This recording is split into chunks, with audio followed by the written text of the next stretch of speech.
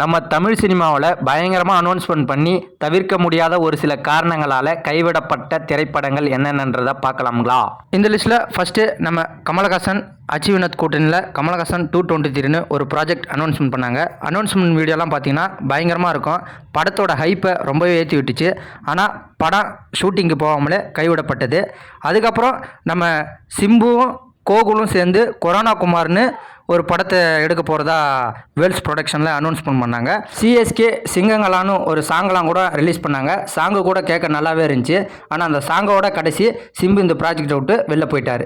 அதுக்கப்புறம் சமீபத்தில் தலைவர் 173 வச்சு ஒரு அனௌன்ஸ்மெண்ட் பண்ணார் நம்ம கமலஹாசன்.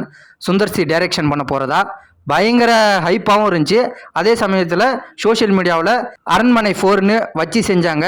அதை பார்த்ததாலேயே என்னவோ தெரில, நம்ம சுந்தர்சியும் இந்த ப்ராஜெக்டை விட்டு வெளியில் போயிட்டார். இதே கூட்டணியில் மீண்டும் தலைவர் 173 டைரக்டர் யாருன்னு இன்றைக்கி தான் அனௌன்ஸ்மெண்ட் பண்ணியிருக்காங்க. அந்த வீடியோவுமே பார்க்குறதுக்கு நல்லா இருக்குது. பார்க்கலாம் இந்த படமாவது ரிலீஸ் ஆகுதான்னு. இது போன்ற தகவல்களை தெரிஞ்சுக்கிறதுக்கு மறக்காமல் அகராதி யூடியூப் சேனலை சப்ஸ்கிரைப் பண்ணி வச்சுக்கோங்க.